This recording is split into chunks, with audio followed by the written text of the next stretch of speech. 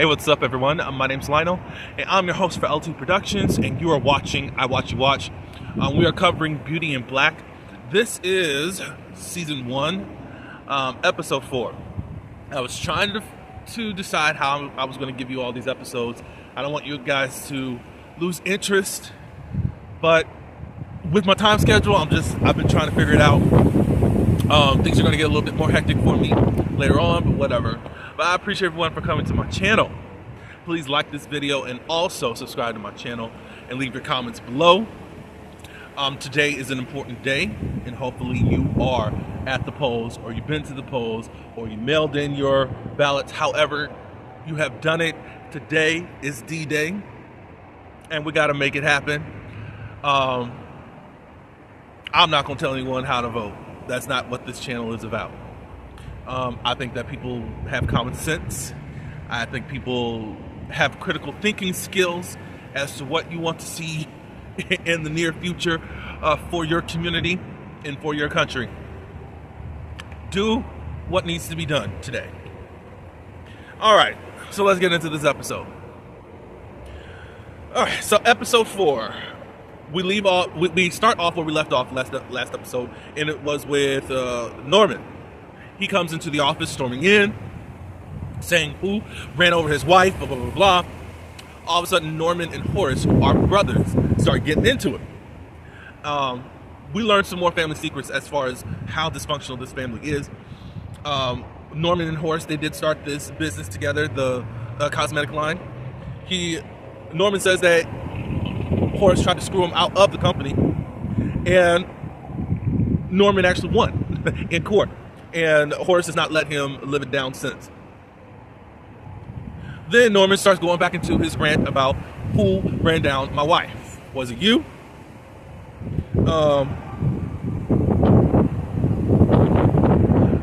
Roy wouldn't say nothing. Olivia looks at him and says, "You're a disgrace." I said, "Lord." And to Charles, he does it. "Was it you? Did you do it?" And Charles said, "No, but I wish I had," because earlier he was calling him a fruitcake and all that stuff. I'm like, are we in? But I have to still get used to the older generations. They were taught a certain way about sexuality, and all the stuff that was normal to say back in the day is just not flying. So then he said, neither one of these ninjas, Roy and Charles, ain't ish. Horace and Norman, they still going at it, blah, blah, blah, blah, blah. And Horace ended up saying, "Where are your kids?" And then there was a pause, like, ooh. So did Norman have children, or he never was able to have children? I wonder what's up with that type of situation. We don't know as of yet. It's pretty new, so we gotta see what happens. As Norman is leaving, he says, "If my wife dies, I'm going to burn this MFer to the ground." Horace, after that, then a lot of the meeting was broken up, basically, and everybody goes to their respective places. Horace and Olivia tried to talk. Horace is like, "Get up, get out." And Olivia's like, "Shut up. Do you have any idea what you are up against? Don't make him angry." Because he knows everything. But Horace is not listening to her. So Norman's outside, well, in the parking deck, and he's talking with Jules. He says, "I found a shoe down at the path." And he wanted to know, "Are you loyal to me or to my brother?" And Jules says, "You." But it always seems like Jules has to be loyal to the person that's asking for him to do something in the moment. So he's got to play the field like, "I'm with you." But really, I don't know how Jules is handling this family. I don't know how he has blackmailed. Has he blackmailed this family before? I don't know. But he has to play the game carefully also. So it's a sticky situation because everyone wants Jules to be loyal to him in whatever situation it is. So then Norman leaves. Jules sees Charles and asks, "Did you do it?" And Charles says, "I don't ish where I eat." Even though he does. We'll find out something in a couple more episodes about what Charles be doing. Charles says that, Roy was harassing that young girl. And I walked in and basically stopped what was going on. Calvin opens his mouth and says, I think you should be looking into Roy, to Jules. And Charles walks off, and Jules and Calvin says, don't ever question me in front of anybody. So Calvin and the young girl, which her name is Jillian, that is Mallory's assistant, that's who they're talking about. So obviously there was an incident between Roy and Jillian that has now sparked up Calvin. I believe Calvin and Jillian are some type of item. It's not really defined, but something between them has gone on. Mallory and Barney, they're still up at the office, and she's really asking, what should we do? Barney was like, the company can file for bankruptcy. And Mallory's like, well, how did we get here? And she says, come grab a drink with me. That's going to be interesting. So, we're on to the next scene with Kimmy and her mom. I think Kimmy calls her mom and is checking up on her, but her real agenda is to ask if she could come and stay with them. But the mom is asking for Kimmy to send her money. She's like, oh, I was really trying to see if I can come home, but Frank is still there. And mom said, no, you don't need to come back here. You're making a whole lot more money. Now, I thought so you know what this girl's doing? And you just encouraging her to make this money to try to send home after you done kicked her? There's a lot of wrong things, because Mom would not hear from me ever again once you kick me out. Mom would never. And to send you money? You kicked me out. But we find something later on in a couple more episodes. Kimmy's pretending that she went to nursing school and she's a nurse. And that's how she's getting this money. Now, I don't know how she's able to sacrifice to send money to them and earn any type of living, because Jules, they take all the money. So I'm confused. And then she owes a lot of money too. So I'm confused on that. So Angel comes by and he asks, you want to ride to work? She's like, no, I have my own ride. He says that he looked up Horace and he's really loaded, and that watch that you made me get back was $1.2 million in worth. We should really take him for what he's worth. Really, Kimmy's not down for it at this time. She's like, look, it don't matter what we do. We've seen too much. We can't get out of this game. So Olivia goes and visits Norman at the hospital, and she's acting as the caring sister saint. So how is she? And he tells her, she's pretty stable right now, and Norman's like, what are you doing here, Olivia? And she said, you need a friend. I came to pray with you. Norman was like, BS. Get out of my face. Then we found out that Norman and Olivia, at some point, they had an affair. I said, what? And Ina, I think this is his wife, was not pleased with that at all. And she wouldn't want you here. And Olivia's like, I want to be here for you. And Norman's like, no, you don't. No, I don't want you to hurt my sons. She just gets down to the nitty gritty of why she's really there. And Norman's like, I don't give a what you want. I'm going to make your sons tell me who ran down my wife. And Olivia's like, let me see. Let me find out. Don't you do it. And then Olivia just hands this file because Norman wasn't listening. And we find out that Norman and Jules is the one that's been running the trafficking scheme. And when he was on he was a judge, he would be getting all these people off of all these charges and getting rid of other people. Olivia knows everything of the underworld that has been going on. And she lays it there, and Norman says, why are you protecting those MFers? And then Olivia says, because those are my MFers. MFer? And that's how, even when your children are bad, mama gonna stick up for you. And possibly daddy. Like, y'all ain't gonna get the best out of my children. Go harm some other people. So Calvin and Jillian, they talk.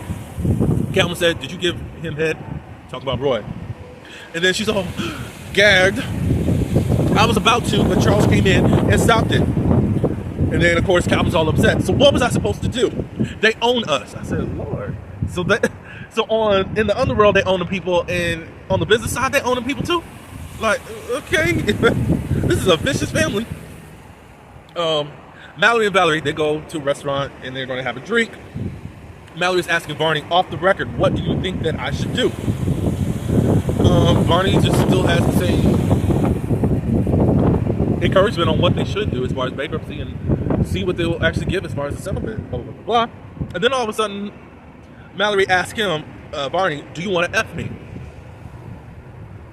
And he's like, excuse me? Do you want to F me? Because you can. And then she says, you know, it's been so long since Roy has even satisfied her. At this point, Barney was like really offended, like, I'm in this for the business part. Let's not go here, da-da-da-da-da. I'm ready to leave. And Mallory says, no, I'm going to leave. Because what is it going to look like for me sitting here alone with a drink and all this stuff, and you leave? I'll leave. And you can pay the bill. That's the least you can do. So somebody turned you down for sex, and now you got an attitude. That's quite interesting.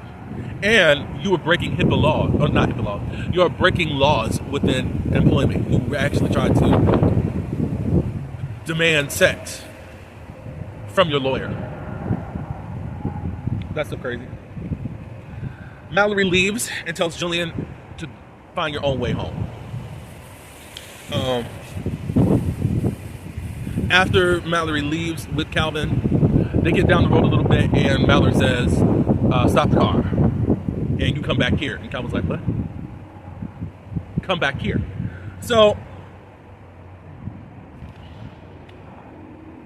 she goes on to say some of the things that she's been dealing with. She is insecure.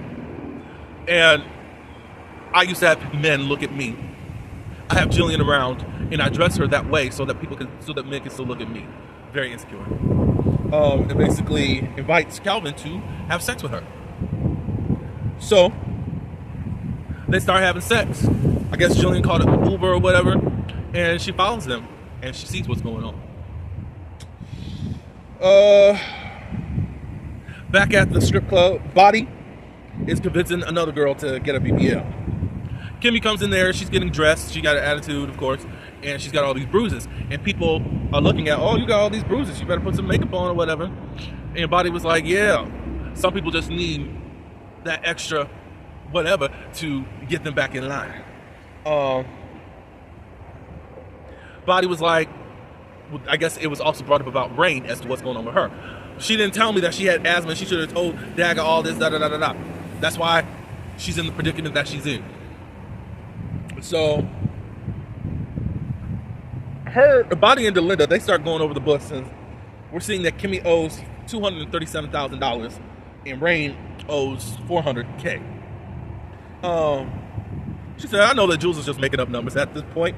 And Delinda's like, well, we had to pay what we owed. So you paid what you owed and you still there? Make that make sense. Anyways, Kimmy's trying to dance, not making any money. All of a sudden, she gets a VIP. Delinda goes over to her and says, hey, you got VIP again. Horace is back. Kimmy gives him the watch. And also, she seems to have this attitude. And Horace is like, you seem to be different. Is it about me not going to see your friend? She said, look, this is what we're going to do here. I strip, you pay. What's wrong with you? You trying to run a game on me? He's like, no, I just came here to relax. Well, I can't give you what you want. You want Angel. They're going back and forth a little bit. And Horace is like, I had a shitty day, and I don't want to deal with this. So he's about to walk off, and then he sees that Charles is coming to the place, and he's flirting with Angel. And he tells Kimmy he cannot see me, and break up this Angel and Charles stuff that's going on. So when Kimmy goes over to Angel and says, hey, leave Charles alone for now. Angel was like, well, let me rob him, because he's like, Horace wants to see you. And Kimmy's like, no, we cannot do this, da-da-da-da-da-da-da. Kimmy goes back over to Horace, and he's like, I thought we had a good thing going. Kimmy's like, well, how can we actually have a good thing going when you hold all the power? And still, Horace is in this place of, what's going on? Why won't you just tell me what's up? Because you're just giving me stank energy right now. So they go back to Kimmy's place, for Horace and Angel to do what they need to do. He said, give me an hour. And Kimmy, I think, said that she's still going to wait around. But they can go upstairs, go up to Kimmy's place. Angel and Horace, they're having their time together. And Angel said, I need 1,000. Has she been talking about me to you? He's like, no, I looked you up myself. You know I could have you arrested for stealing my watch. And you could, but you haven't. And Horace said, I'm not scared of you. And Angel said, I know. I think you're excited. So Angel starts dancing for him, and then he gets totally naked. Horace touches him, and all of a sudden coughs up this blood. And this blood is all over Angel. So he wipes himself off. He's like, what is going on? Is it contagious, whatever's happening to you? He's like, no, I'm fine. Just dance. Angel starts dancing again. If it was me, I don't think I'd be dancing. But again, it's just like, look, whatever. But when you need that money, you got to really deal with some really shitty stuff. So, it's quite crazy. Mallory and Calvin, they get back to the house, and Jillian is there already. Jillian and Calvin go up to her quarters or whatever. And Jillian has it out with Calvin. You effed her, didn't you? You know, I will tell him. I really mean nothing to you. It was just this little back and forth. I was just like not really interested or whatever. So Kimmy goes to the hospital, and she sees that Rain is not in her bed, and the patient that's next to her says that Rain died. I said, Lord Jesus. Whew. So we're on an interesting ride. That's all I have this week for you. I think next week I'm going to have 5 and 6, and then the following week 7 and 8. I think I am, but I thank you for your patience. So this family is ruthless, and I'm ready to really dive deep into them and their individual stories and why this family is so dysfunctional. But y'all tell me your thoughts. What do you think about Rain dying in the hospital? What do you think about that mama? As I said before, she's trash. Kimmy's mama. What y'all think about Bonnie and Delisha? Because Delinda, I said Delisha. They're not scary to me. I don't care how they try to act, but whatever. I really think Kimmy could take them. Take her. Maybe Delinda, if she does fight, I don't know if she do fight, but she can easily take Bonnie. And she's not intimidating to me, whatever. But let me know you know your thoughts below. Again, go out and vote, like this video, and also subscribe. And until next time, peace.